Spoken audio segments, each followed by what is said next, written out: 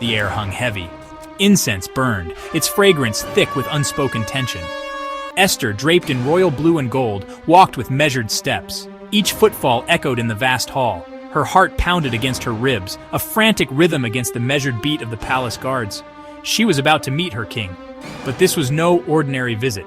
The fate of her people rested on her shoulders. Who knows but that you have come to your royal position for such a time as this? A deep breath. She had to be strong for herself, for Mordecai, for her people. The throne room pulsed with hidden agendas.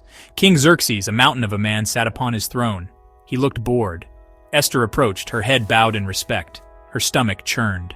She had not been summoned. Approaching the king unbidden was a risk, a deadly one. Yet, she pressed on. My king. Xerxes stirred. His eyes, sharp and calculating, settled on her. A flicker of something akin to curiosity crossed his face. He gestured for her to continue. Esther gathered her courage. Her voice, though still soft, gained strength.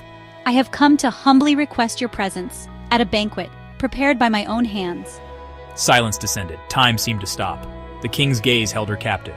Finally he spoke, his voice a low rumble. Your request is granted, my queen. The banquet hall shimmered. Golden goblets lined the tables, overflowing with rich wine. The aroma of roasted meats and sweet spices filled the air.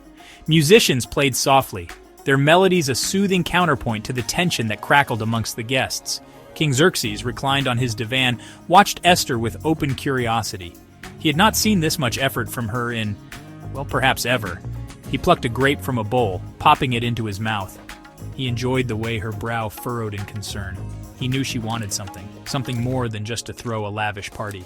My queen, you have yet to tell me the purpose of this delightful gathering. Esther's heart hammered in her chest. She met his gaze, her own resolute. This was it, the moment of truth. Yet a strange calm washed over her. She would play her hand, for her people, for her life. Meanwhile, Haman, the king's advisor, seethed. He had witnessed the king's favor on Esther. Jealousy, sharp and acidic, twisted in his gut. How dare she approach the king so boldly? How dare she capture his attention?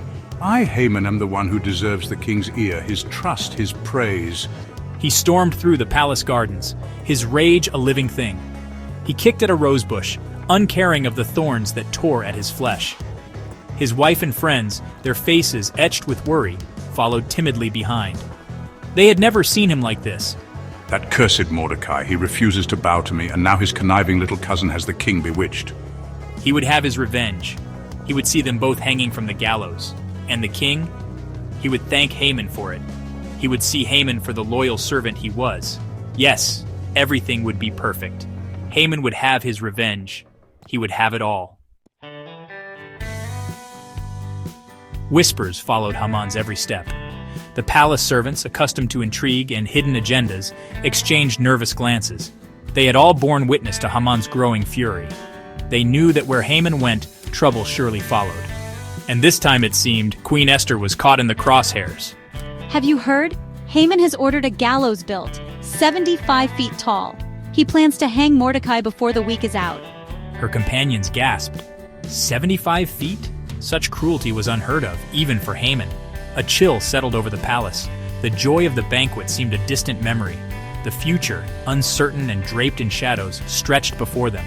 The fate of Esther, Mordecai, and perhaps even the kingdom itself hung precariously in the balance.